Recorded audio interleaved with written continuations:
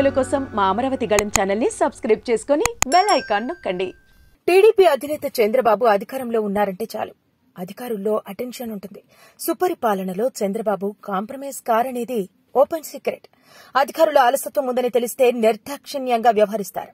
ఏవైనా తప్పులుంటే సొంత party నేతలకే warnings తప్పవు.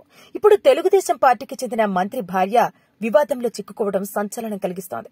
రాష్ట్ర రవాణా శాఖ మంత్రి రాంప్రసాద్ రెడ్డి భార్య హరితారెడ్డి ఏకంగా పోలీసుల మీద చిందులు వేసిన విషయం సోషల్ మీడియాలో వైరల్ అయింది. పింఛన్ల పంపిణీ కార్యక్రమానికి వెళ్తున్న తనకు రాయచోటి పోలీసులు ఎస్కార్టుగా రావాలని మంత్రి భార్య హరితారెడ్డి వారిని ఆదేశించింది.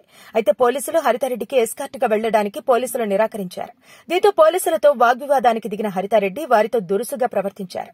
పోలీసు అధికారిని నిలదీస్తూ ఎస్కార్ట్ పెట్టారా, వెయిట్ చేయాలా అంటూ అధికారిపై ఫైర్ అయింది. దీంతో మంత్రికి కాదు మంత్రి భార్యకు కూడా ఎస్కార్ట్ పెట్టాలా, ఇదెప్పటి నుండి అంటూ సెటైర్లు వినిపించాయి. దీనిపై సీఎం చంద్రబాబు వెంటనే రియాక్ట్ అయ్యారు. ఇలాంటివి సహించేది లేదని మంత్రికి ఘాటుగానే వార్నింగ్ ఇచ్చారు. ఎవరి హద్దులో వారుండాలని, రూల్స్ అతిక్రమిస్తే మంత్రి అయినా ఎమ్మెల్యే అయినా పట్టించుకోనని, మరోసారి ఇలాంటివి రిపీట్ కావద్దని వార్నింగ్ ఇచ్చారు. దీంతో ప్రజలు, నెటిజన్లు ఇది కదా చంద్రబాబు పాలన అంటూ ప్రశంసిస్తున్నారు.